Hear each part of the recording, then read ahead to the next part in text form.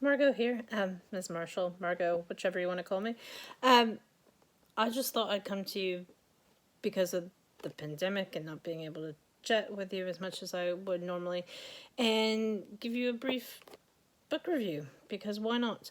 Actually, what all started this, I got this book out. This is the book All I Can Fix by Crystal Chan. I got it out of the library prior to the pandemic, because I picked up the back and went, oh, this looks interesting. Why not?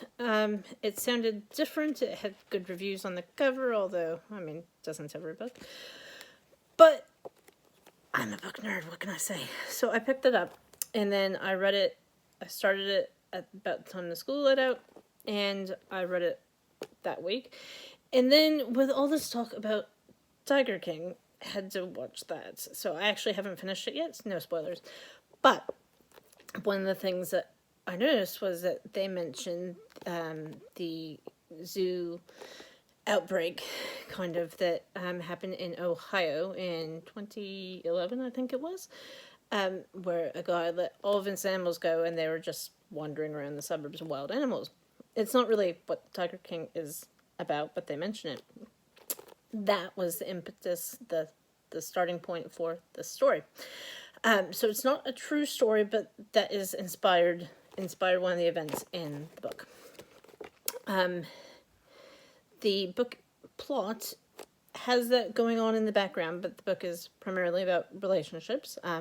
Not like lovey-dovey relationships. It's actually not romance. I wouldn't call it a romance at all, so I'm not spoiling anything here, but it's a book about teenage relationships and getting on with your parents, getting on with other people outside of your parents, how that affects, how that is processed as a teenager. One of the things about this book, though, is it does have a narrator that, one of the criticisms I've read in other reviews, is the narrator, oftentimes, he's a bit of a dick. He's not entirely likable. I found him quite realistic. I found him like a teenage boy. Most teenage boys I know, at one point or another, can be a bit of a dick. I don't think he's always that way. I think his heart has, like, it's explained in the story what made him that way, why he's that way. Don't want to give anything away, so I'm not going to tell you much more about that. But I know a lot of people that reviews I've read are like, oh, I didn't like the story because he's just an ass. And he can be. He even says a couple times, oh, that was a really dumb thing to do. That was a really mean thing to say. But that's who he is. It's honest, and I think it comes across actually quite well, quite honest in that regard. Other things about the book, I found it a really quick and easy read. It flowed really well for me. It's not complicated by lots of plot, but there's always something happening, so it's not just sit and contemplate my navel, but things are happening around him and he's trying to make sense of it, which is the plot for lots of YA stories. This one gets a little bit more interesting because one of the things that's happening around him is that there's wild animals running all over, and how does he react to that? How does his friends react to them? And how does that influence their lives? But having said all that, that's almost in the background. It's something really interesting that's going on. It gives them something to do. It's a focus point. It's one of the storylines that moves all the way through.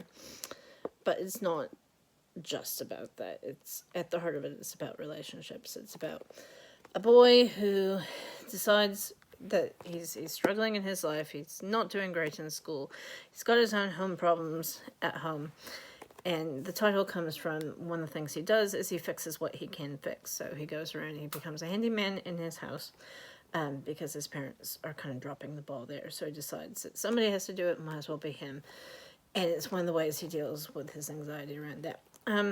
There is lots of mental health stuff mentioned here. A little bit with him. There's stuff underlined that's not really mentioned for him.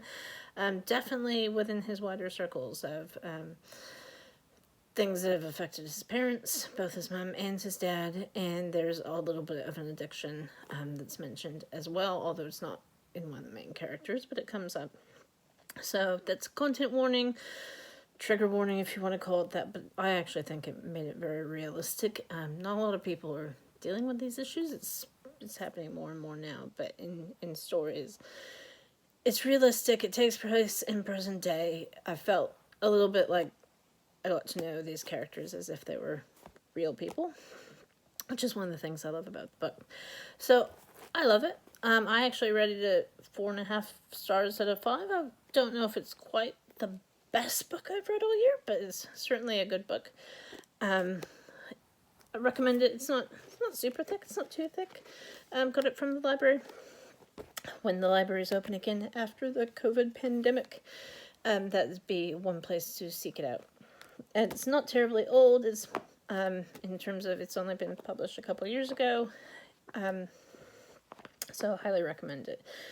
If you're in level 1 and you're doing your book responses, personal responses, this would be entirely suitable. There's lots you can comment on in the book to respond to. It is at an appropriate reading level.